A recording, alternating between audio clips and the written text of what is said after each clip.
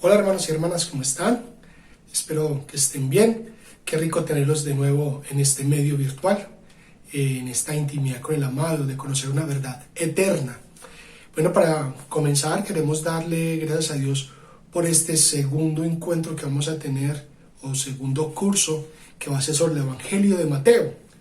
Ya anteriormente hicimos el de Marcos, porque Marcos es como la fuente donde los demás evangelistas o las comunidades se alimentan para elaborar su propio evangelio. Hay que recordar que cada evangelista representa una comunidad.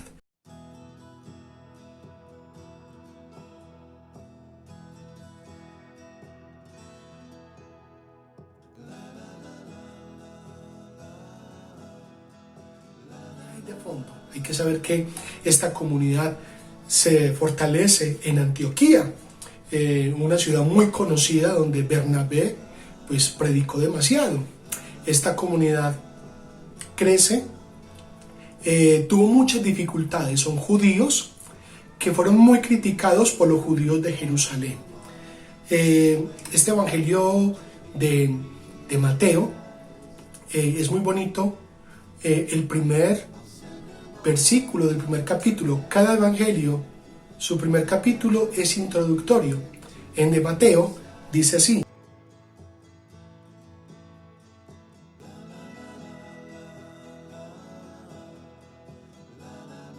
¿por qué la comunidad quiso empezar, o el evangelio quiso empezar de esa manera?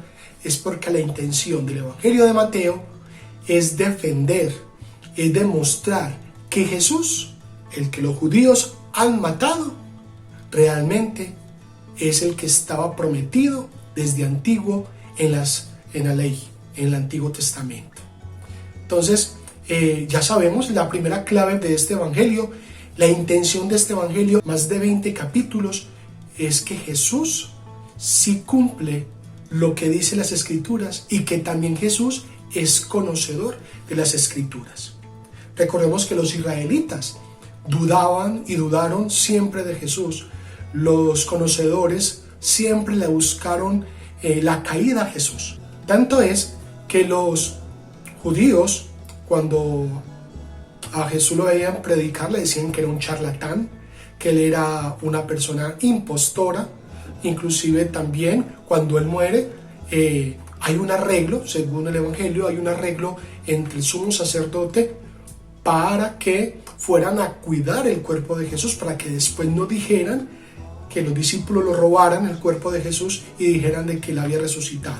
Entonces, constantemente de la parte judía hay un ataque constante de la figura de Jesús. Ellos lo mataron, ellos le buscaron la caída y no iban a permitir que Jesús se convirtiera en el Mesías. Por eso la comunidad de Antioquía, donde fue escrito este libro, ellos la tenían muy clara. Hay que recordar algo histórico. En el año 67 al 70 después de Cristo, por fin Roma saqueó y ocupó completamente a Jerusalén. ¿Esto qué significa históricamente? Que fueron desalojados los sumos sacerdotes, los escribas, y solamente quedaron los fariseos. Los fariseos, para que podamos entender en cuestiones académicas, los fariseos son personas del común que se entregan mucho al servicio de la comunidad y aprenden. No como los escribas, que serían como los doctores, que tienen un doctorado en teología, ¿cierto? Entonces hago esta noción porque son los fariseos los que se quedan, después de este saqueo de Roma a Jerusalén, quedan como los pioneros, defensores de la fe. Cuando ellos ven la comunidad de Antioquía, los judíos de Antioquía, como inclinados a esta fe de Jesús, en Jesús, pues obviamente hay unos ataques muy fuertes de parte de esos fariseos a los judíos de Antioquía. Por eso la comunidad de Antioquía hace el evangelio y vemos que el tinte del evangelio es netamente judío. La intención del evangelio de Mateo, o la intención de la comunidad de Antioquía que hace el evangelio de Mateo, es demostrar o ir en contra de todas las acusaciones, falsedades de los fariseos que tuvieron antes y después de Jesús. Para entender un poquito más esto que estoy diciendo, sabemos que en el primer capítulo está la genealogía de Jesús. Bueno, yo particularmente les cuento que cuando la Epifanía o en ese tiempo de Navidad llega el Evangelio de toda la genealogía de Jesús, a mí me parecía en su momento algo aburridor y no tenía como sentido. Pero aquí vamos a notar algo. Esa genealogía tiene un fin específico. Ese fin es para decirnos que hay 47 nombres en esa genealogía. ¿Pero por qué 47 nombres? ¿Eso qué tiene que ver? Pues hay 3 grupos. La genealogía se divide en 3 partes. La primera, cada parte va a tener 14 nombres. 14 nombres, ¿por qué? Porque 7 por 2 da 14. Recuerden que el número de la perfección sería el 7. Entonces, hay 14 generaciones entre Abraham y David. Después, la segunda parte sería una segunda generación de 14 nombres de David hasta la deportación de Babilonia. Y después la última, desde Babilonia hasta Moisés. Pero queda faltando una generación, una genealogía de 14, para que diera por fin así como cerrado, que sería desde Moisés hasta Jesús. Entonces, eso es otra simbología que maneja ahí Mateo, donde nos quiere mostrar que Jesús es el que cierra la perfección de todo este simbolismo. Se hizo para encerrarnos así que esa última generación la cierra Jesús, el Mesías. Y después, ¿quién abre la séptima generación que encierra la venida del Mesías? ¿Quién abre la séptima etapa de la historia y de la historia futura? Pues aquí hay una nueva simbolismo interesante que en el transcurso de todo el Evangelio de Mateo vamos a descubrir.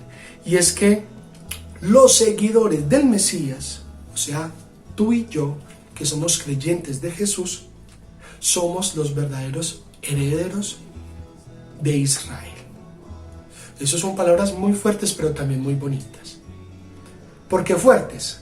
En el capítulo 2 vamos a mostrar ya a Jesús, va a mostrar el Evangelio de Jesús sobre los reyes de Oriente y la decisión de los sacerdotes, la decisión del rey de Israel sobre el Mesías. Ellos lo sabían porque estaba escrito. Entonces aquí podemos hacer una comparación. Los reyes o los magos de Oriente serían todos los paganos, todas las personas que no son judías, todas las personas que no venimos de esa herencia judía. Y del otro lado están las autoridades. Las autoridades siempre persiguieron a Jesús. Desde su infancia lo vemos. Cuando los magos de Oriente llegan a hablar y a preguntar dónde podían encontrar el Mesías, vemos que no tuvieron como mucha acogida. Inclusive el mismo rey Herodes pues tuvo una posición no muy agradable porque sintió celos y que más que iba a perder el trono según su mentalidad material. Entonces las autoridades judías son incapaces de ir a pocos metros para ver al Mesías. Y eso es muy bonito o muy fuerte. Muchas veces los que están más cerca de él son los que más lo desprecian. Entonces en este pasaje bíblico de Jesús, del nacimiento de Jesús, los magos de Oriente y las autoridades, está claro que Jesús está en medio de nosotros. Y muchas veces los que más se lo merecen son los que tienen un corazón enamorado de Él. Y los que viven cerquita de Él, los que tienen la bendición de ser parte de su pueblo, son los que más lo rechazan. Y por último, el siguiente capítulo del Evangelio de Mateo muestran cómo se tienen que ir después ya de haber nacido el Mesías Jesús, que lo acogen los pastores también, que le recibe 3 regalos: incienso, mirra y oro, que en sí lo que representa el oro de la realeza, el incienso la divinidad y la mirra, la pasión. Estos tres regalos que le dan los magos de Oriente van a representar la historia de Jesús como el Mesías. De nuevo, de esta manera, Mateo quiere demostrarle al mundo judío que Jesús es el enviado de Dios. Pero ¿por qué se tienen que ir para Egipto? Porque aquí vamos a mirar el último tema de importancia de esta introducción. El mundo judío eran al pie de la letra, seguían la ley de Moisés. Pero Jesús es más allá que Moisés. Entonces, cuando se tienen que ir para el desierto, vamos a darnos cuenta que de esta niñez y más adelante cuando Jesús crece, que es luego las tentaciones, el pueblo de Israel cuando estuvo en Egipto y cuando estuvo en el desierto, siempre dudó de Dios. En la ley antigua, el pueblo de Israel siempre dudó de Dios y no fue capaz de superar sus pruebas, sus tentaciones, ni mucho menos las dificultades. Jesús, que es la nueva ley, que está por encima de la ley, la simbología de Mateo sobre la ida de Egipto es que Jesús va a empezar a hacer el éxodo con toda la humanidad, pero Él siendo el primero en demostrarnos que sí podemos serle fiel al Señor, evitar las tentaciones y poder llegar con toda la tranquilidad del caso a ser obedientes a nuestro Padre Celestial, que es lo que tanto espera de nosotros. Bueno, mis hermanos y hermanas, esta es la introducción simplemente. Aquí les di unos primeros elementos para poder conocer y enamorarnos de este Evangelio. Yo les quiero hacer una invitación. En el siguiente capítulo que vamos a hablar mucho de Mateo comparándolo con el Evangelio de Marcos, porque Marcos es la referencia, Mateo toma esa referencia, pero van a haber muchas variaciones.